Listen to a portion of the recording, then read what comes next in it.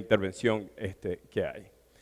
Esto es una diapositiva que hizo Lohmann hace como 2 años. Nos dieron permiso de utilizarla porque describe muy bien, por lo menos la mayoría de las cosas con las que nos tenemos que preocupar, que pueden traer enfermedades a los planteles avícolas. Lo que hicieron ellos con esto es que en el centro, por supuesto, está una gallinita, Lohmann, y alrededor el tamaño del círculo indica la importancia relativa de cada uno de los elementos. Entonces, no voy a ir a través de todos, pero sí vamos a ver, ellos asignaron que el alimento, que lamentablemente se quedó sin traducir, en el fondo, el feed, el alimento, es uno de los círculos grandes.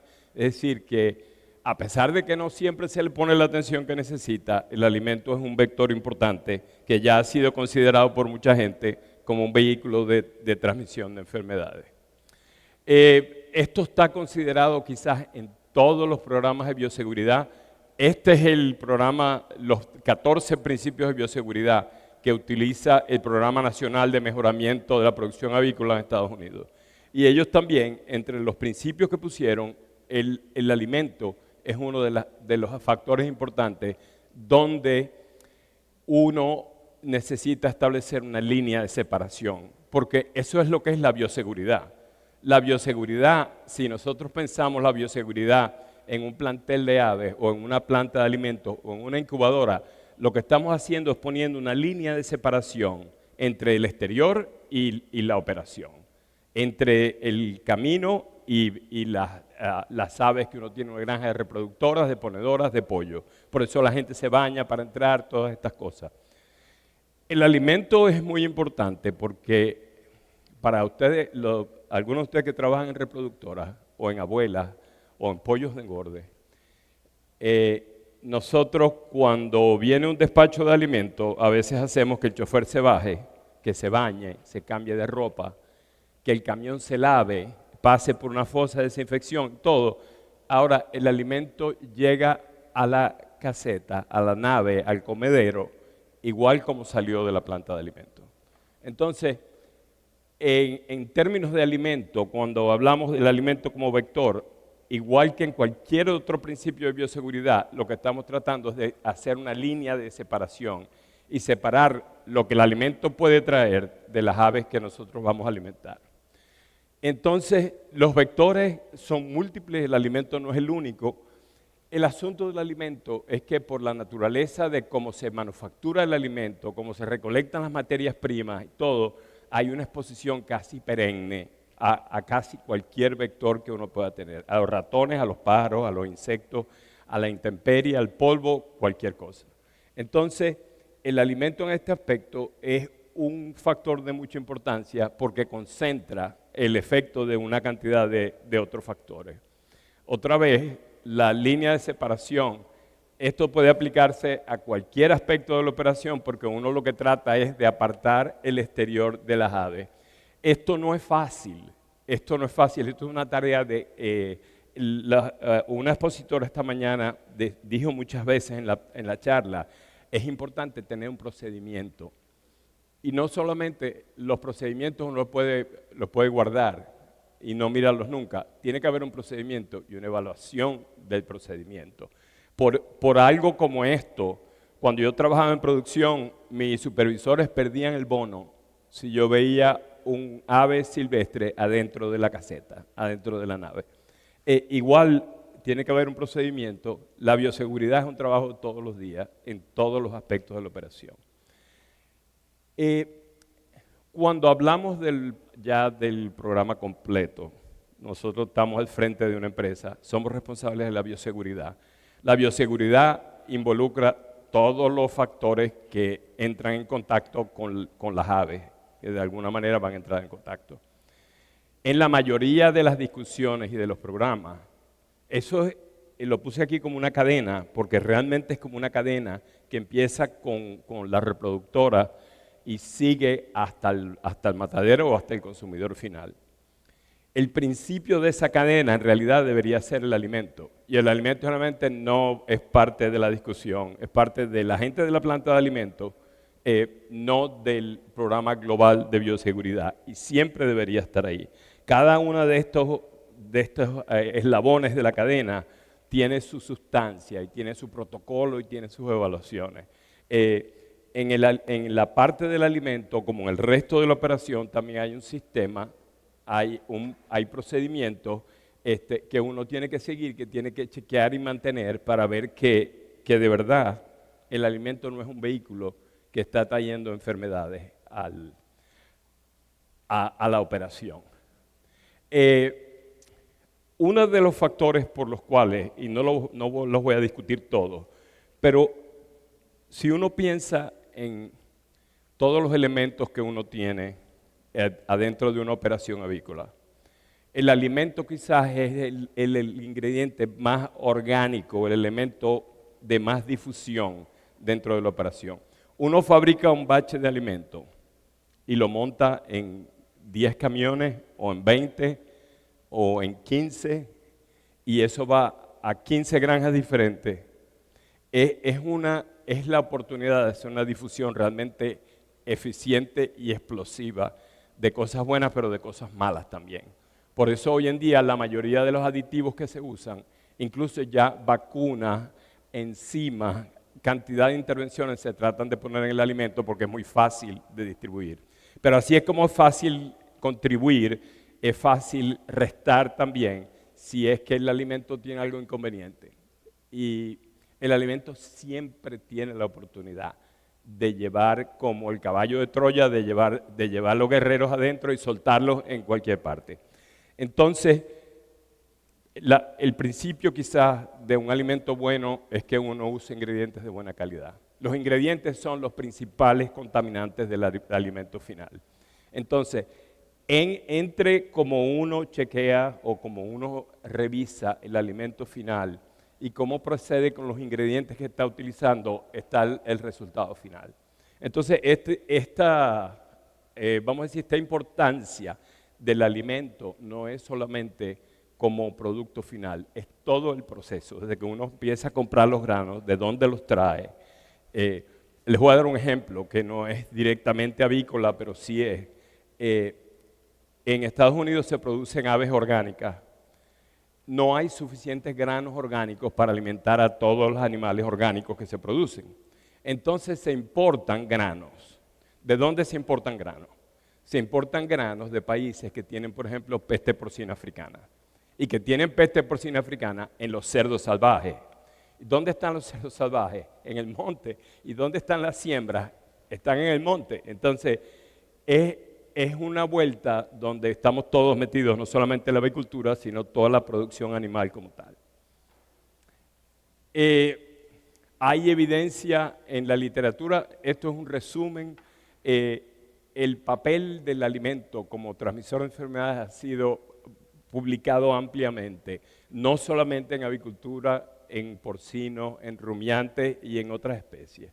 Entonces, quizás para nosotros el hallazgo más reciente ha sido ver que el virus de la influenza aviar puede sobrevivir en el alimento y que puede sobrevivir en algunos ingredientes, que es fácil de inactivar, pero potencialmente puede sobrevivir y puede viajar ahí.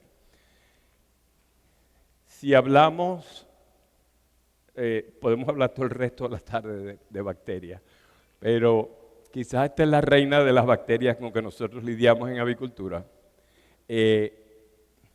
Si vemos en la parte de la derecha, y esto es de un trabajo publicado, esto es una foto de la página de la publicación, pero es un muy buen ejemplo de cómo ver que muchas de las salmonelas que son importantes para nosotros vienen de sustratos que son materias primas para la alimentación de aves.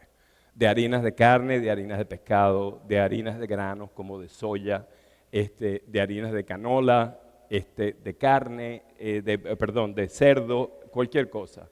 Entonces, en términos de lo que puede ser la transmisión, las materias primas juegan un papel muy importante. Con respecto de salmonela, porque otra vez, el alimento es parte del rompecabezas. No es una sola cosa que va a solucionar su problema de salmonela, es un conjunto de cosas. El alimento no es la única, pero es una muy importante. Y hay también mucha evidencia, hay más de 500 publicaciones que vinculan los alimentos animales en general de producción con la salmonela. Y la salmonela, por supuesto, estas son algunas de las cifras del año pasado, pero la salmonela es un problema de salud pública importante y es un problema de nosotros como profesionales de la avicultura, siempre tenemos que tener a la vista. La mayoría de las salmonelas que infectan las aves no afectan al ave, sino que afectan al humano. Entonces nosotros tenemos que montar todos los programas de prevención de salmonela en base a que el producto que vamos a poner en el mercado sea seguro para el consumidor. Esta seguridad viene en gran parte de cómo se maneja el alimento y cómo uno está monitoreando el alimento para ver si tiene o no tiene salmonela. La doctora Pulido mostró algunos de estas datos en la mañana. La gráfica de la izquierda es del CDC, del Centro de Control de Enfermedades en Atlanta, en los Estados Unidos, y esto es una distribución de las salmonelas más importantes, siempre la enteritidis en la cabeza.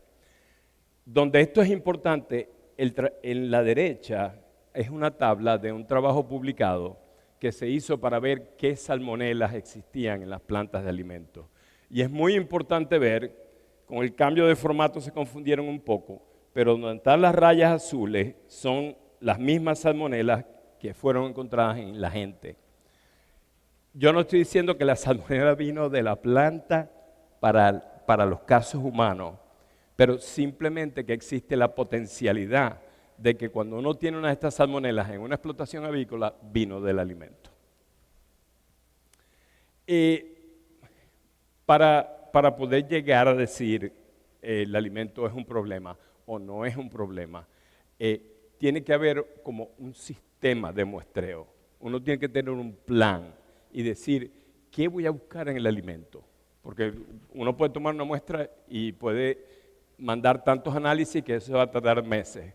Pero si nosotros vemos los cuadros azules abajo, si nosotros tenemos una idea de cuántas enterobacterias, y esto se mide en unidades formadoras de placa por gramo de muestra, cuántos hongos y levaduras, Clostridium, y si hay micotoxinas o no, y cuántas, eso le da una idea general de la calidad microbiológica del alimento.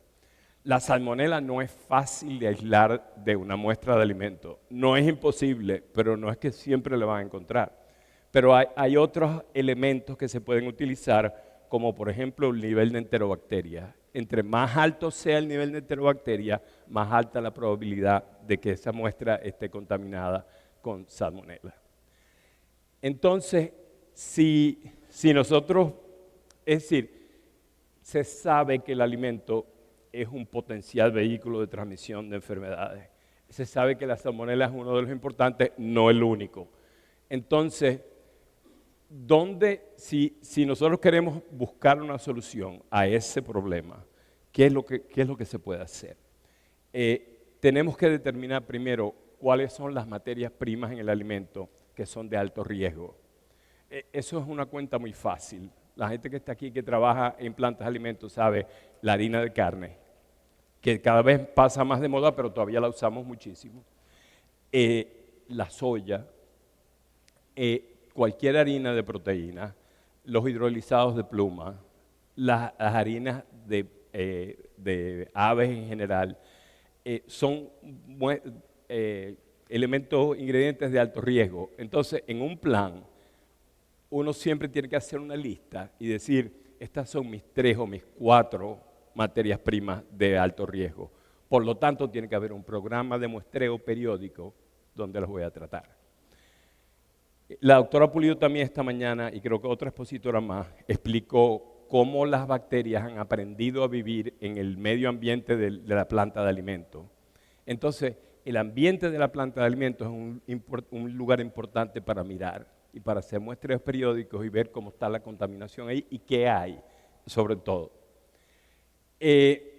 Otra cosa importante aquí es que y esto también está publicado ampliamente en la literatura, en las plantas de alimento hay una población bacteriana que se llama la población bacteriana residente, porque cuando pasó una materia prima contaminada por ahí, la contaminación se puede quedar si la bacteria tiene la habilidad de sobrevivir.